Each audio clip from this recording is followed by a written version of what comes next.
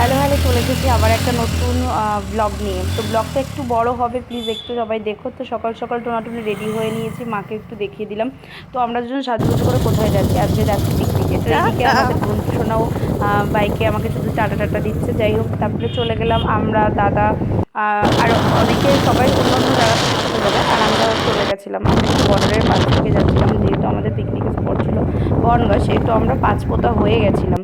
তো তারপরে ওখানে দেখতে দেখতে আজ চলে গেলাম সাতভাই কালীবাড়িতে, একটু মাকে নমস্কার দর্শন করলাম, দর্শন করে একটু নমস্কার করে প্রণাম করে তারপর ওখান থেকে চলে যাব আমাদের পিকনিক স্পটে। যেহেতু দাদারা একটু পুজো দিয়েছিল ওখানে, তো আমরা যেহেতু সকালে ব্রেকফাস্ট করে নিয়েছিলাম বলে আমরা আর পুজো দিইনি। তো তারপরে চলে এলাম আমাদের কী বলো, অন্নপূর্ণা গার্ডেন গন্তব্যস্থল।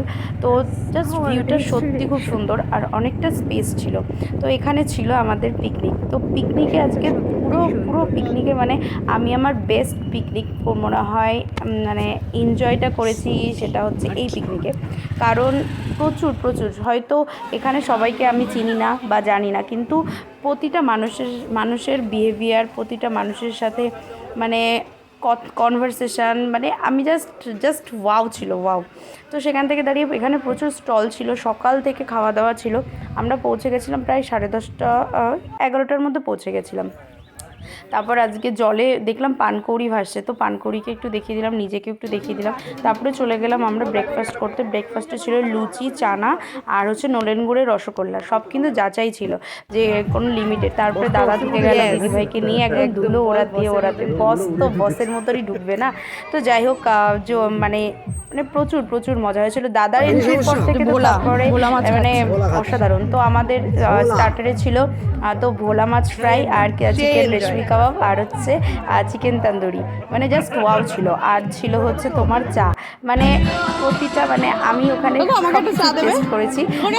তো সেখান থেকে দাঁড়িয়ে মানে কাকুকে একটু বারবার করে বলছিলাম যে চায়ের ছিল, যখন জোরে বললাম তো কাকুও ব্যস্ত ছিল কি একটা কারণে। যাই হোক, তারপরে আমিও চা পেয়ে গেলাম, চাটা নিয়ে একটু সুন্দর করে একটু চায়ের মেরে চাটা খাচ্ছিলাম।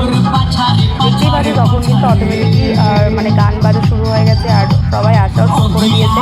আর এদিকে চলছে পুরো খাওয়ার পর্ব চলছে, কারণ স্টার্টার মানে সব মানে পুরোটা মানে মানে যেটা বলা সব থেকে বলা বাহুল্য, যে সেই সকাল 11টা থেকে স্টার্ট হয়েছে।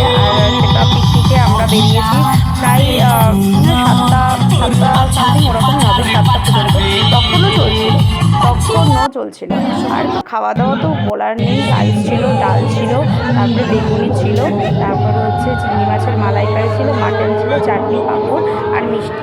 আর তার মধ্যে খাওয়ার ফাঁকে ফাঁকে একটু ডান্সও করে নিলাম। আর আমি যেখানে আছি সেখানে ডান্স হবে একটা হতেই পারে, তো কাকুকেও একটু দিলাম, কাকুও ডান্স করছিল। এবার কাকু লজ্জা পেয়ে গেছে যখন আমি ভিডিও করছিলাম, বুঝতে পারিনি যে ভিডিও করছি। তো তারপরে রান্না মানে অসাধারণ অসাধারণ ছিল। তো তারপরে দাদার একটা নাচের ক্লিপও নিয়ে নিলাম, দাদাই ডান্স করছিল আর একটা নিচে একটা দাদা মানে গান করছিল খুব সুন্দর, আর গানের গলাটা খুবই সুন্দর। আর দাদা তো এদিকে পুরো ফুল টু এনজয়মেন্ট করে, মানে পুরো ফুল টু এনজয় করেছি আমরা।